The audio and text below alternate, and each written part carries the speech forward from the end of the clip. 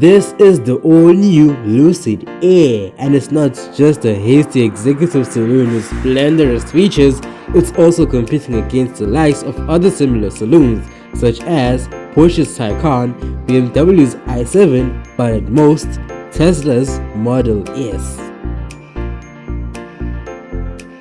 Now I say at most Tesla is the competition because the owner of Lucid, this fine gentleman right here, used to work for Tesla until he wanted to step up and become his own boss.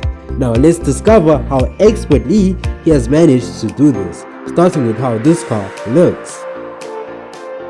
The front end indeed does look mean and charming. I particularly like the vertical air breathers below the lights, which also have indicators on them. There's also more air breathers by the lights and another one on the lower part which is for cooling your batteries. Those ones are actually active.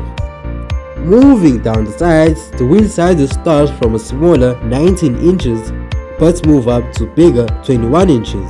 The car can be ordered as two-toned, or you can also have it in one full color.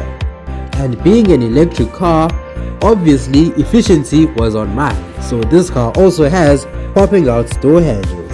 Now at the rear we meet the world's biggest unbroken dirt bar on any car today, at least Lucid says. There's also a sort of new looking spoiler which is integrated into the metal. Now tell me what you think about this car, because outside I think it's striking, or am I the only one? However, inside the Lucid Air is just also lovely as well. The center console is actually sealed. There's your two cup holders, a wireless charging area. The armrest consists of your normal big bin. If you want chargers, they are actually outside the bin, which is unusual. However, if you still need more storage, you can take away the screen and voila, hide your things there. Some more storage in the glove box and the door bins as well. The steering wheel is all new and you've never seen it before. It's awesome and fantastic. I like the two-spoke design. I like how it has less buttons and controllers which are more useful because you can feel for them rather than looking down for buttons. And as for the infotainment system, well in total there are 3 screens. Your driver's cockpit, which is gonna be on your left, then your normal screen on the right which has Android Auto and Apple CarPlay. It's basically for your media, and another one that hides your private assets is going to be for your controls such as your temperatures and more stuff like that. However, that's not really my cup of tea. Controlling features on a touchscreen isn't really my thing. I kind of prefer physical buttons. Finally, for your front cabin, there's a huge glass roof. Yep, it looks lovely and futuristic. I'm definitely pleased. Now we come to the rear seats. In terms of space, this car's wheelbase is 3 meters, so there's plenty of space. There's also another glass roof at the rear too. And your center console, which gives us 2 USB ports, a touchscreen to operate your temperatures, some storage space in the rear seats too. After that, you have your armrest, which is different compared to the ones you see on a daily, but it's quite functional. This car has 2 boots. Obviously, it's an electric car. The front one is a 283-liter boot, but it does have a first floor, and it's also lined with expensive filling belts. The rear is 627 liters. Yeah, it does have seats that lie completely flat, tie-down points, and a 12-volt socket as well.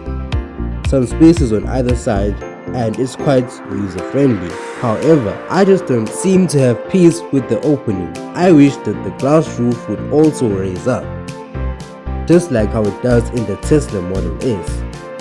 That boot is a 709-liter boot, which is also quite more useful than this. However, that's my only major complaint on this car as a whole, and that's impressive. Now we come to this car's stats. Now all cars do have dual motors, one in the front wheels and another one in the rear wheels. Now we start with the Lucid Air Pure, which has 480 HP, 600 Newton meters, does 0 to 100 in 3.8 and has a claimed range of 653 kilometers. And the Touring, which also has a claimed range of 653 kilometers. However, it does 0 to 100 in 3.4 seconds. It has 1200 Newton meters of torque and 620 horsepower. If 3.4 seconds isn't quick enough for you, don't worry, there is the Grand Touring, which has 819 horsepower and 1200 Newton meters of torque. It has a claimed range of 838 kilometers and does 0 to 100 in 3 seconds flat. That's also quite slow. The touring performance has 1050 horsepower and 1300 Newton meters of torque. It has a claimed range of 717 kilometers and does 0 to 100 kilometers an hour in 2.6 seconds. If you want more torque and less power, there is the Dream. The Dream has 933 horsepower, but it has 1390 Newton meters of torque. Therefore, it's kind of slower. It does 0 to 100 in 2.7 seconds. It has a claimed range of 883 kilometers. Although it is slower, but it does have better range. Now the Dream Performance has 1111 horsepower. It has 1190 Newton meters of torque, does 0 to 100 in 2.4 seconds, and has a claimed range of 896 kilometers. I know you might be thinking that over 800 horsepower on a Saloon, that would be crazy. But let me tell you something, it only gets crazier. There is a new model that has just been released, and it's called the Sapphire. It was made in the Great Californian City, and this car, it has bears around it which are unique to the flag. And if you get this car, you will have to count them yourself. I don't know myself how many there are. However, those bears also symbolize how the Sapphire barely disappoints. Let me tell you the stats. It has 1234 horsepower. It does 0 to 100 in 1.89 seconds. Finishes the quarter mile in 8.95 seconds. Let me tell you something. This is one of the fastest Saloons ever. It has a top speed of 330 kilometers. And yep, that's the price right there. That's the price. And Lucid calls it the luxury electric super sports sedan. And the Sapphire also has some more carbon bends, namely it has a bigger spoiler and it also has carbon beds on the side mirrors. The Sapphire also has 20-inch front wheels and 21-inch rear wheels.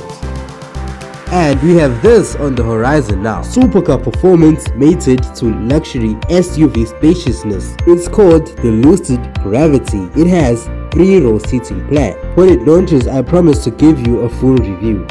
So you better stay subscribed for that. And if you've watched this video till this far, I'd like to thank you for that. I really appreciate it. You know what?